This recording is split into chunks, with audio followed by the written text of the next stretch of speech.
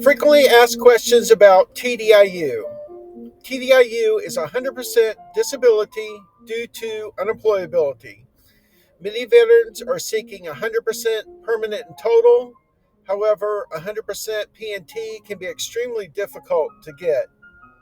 This video may help you with some decisions to improve your claim process. So, many veterans see TDIU as a winning strategy, and here's why.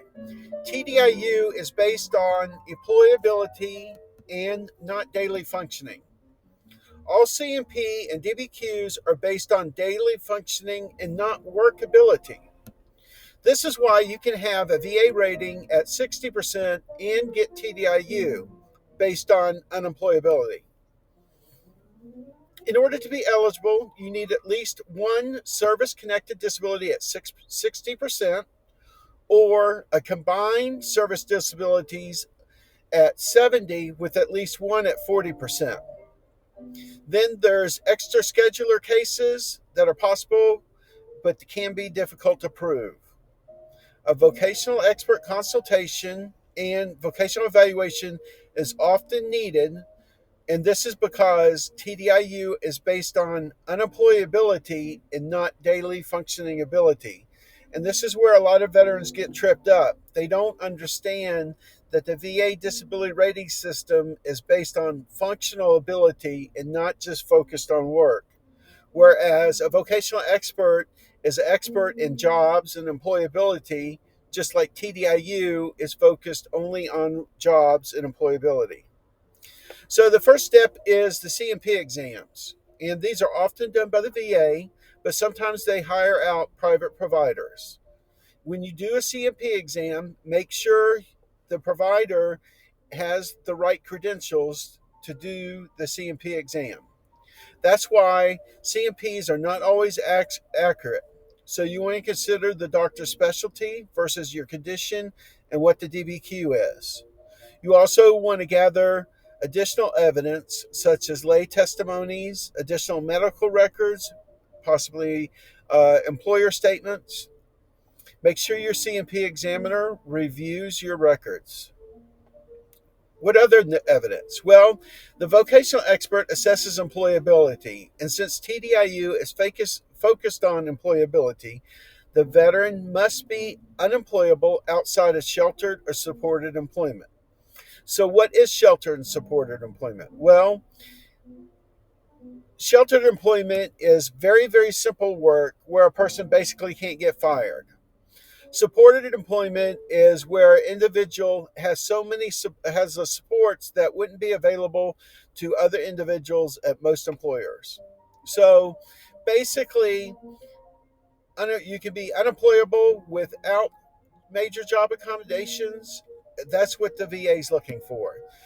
So some of the accommodations you can think of is flexible work hours or schedule, additional breaks, task carving, work from home, and of course these are some simple ones. If you have simple work limitations and you put them in there and you're working and you don't seek a vocational expert consultation, you might still get denied because a lot of job accommodations aren't seen as serious as others. Which again, so if you're working, extremely difficult unless you're making under the income limits or have proven job accommodations. So how can you get job accommodations? Well, for example, I see a lot of veterans that work for family-owned businesses, and basically the family has created a job that fits the veteran's work limitations. But this wouldn't be available to the veteran at other employers in the same occupation.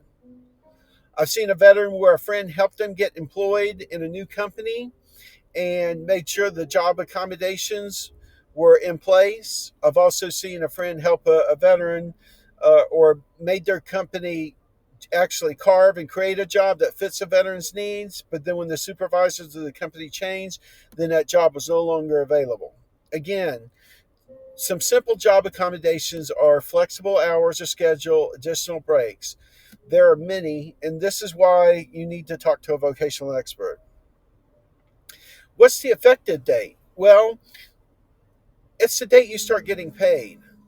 And a lot of people don't understand that your effective date is when unemployability began, not when you're filing your claim date. So there is potential for back benefits. However, if you're trying to go for back benefits, you definitely need a VA rep or a vocational expert to help you with this. The unemployability date or effective date is going to vary based on your employment history and medical or psychological evidence. Sometimes it can be the second to last day after you worked. It can be based on a medical exam or a certain diagnosis. It can be at a VA rating increase. So your VA attorney representative can help you with this. And again, a vocational expert can help you determine this. Again, you can only consider service connected disabilities with TDIU. Some people believe that a SSDI award will automatically qualify them for TDIU, and that's not the case. These are two different programs, and sometimes I've seen veterans come in with 80, 90, 100% uh, with TDIU or permanent in total and get denied Social Security disability. And it's based on how the systems look at disability and rate things differently. There are certain disabilities that it's very easy to get a high rating with the VA. A lot of Social Security judges are highly aware of this, and they're going to scrutinize the medical and psychological evidence, and that's a claim killer. So, unless your VA rep or Social Security rep or vocational expert understands the differences, that's where your case is going to get sunk between the two systems because they both view and rate disabilities different. So, if you're thinking about TDIU or a vocational expert evaluation, we can help you. Step one would be to schedule a personal consultation with me. I have over 20 years experience as a vocational expert. I've been a Social Security disability vocational expert for over 10 years. So the step one would be to contact us here at this email with the subject TDIU. After we schedule your personal consultation, we'll be able to review your case and tell you what your next steps are. We're also going to look and see if you need psychological or other testing. There are certain tests we can provide telephonically or over the internet. And everything goes good, then you'll be eligible for a vocational expert TDIU. Please like and subscribe to our channel. We are a new channel. Thank you.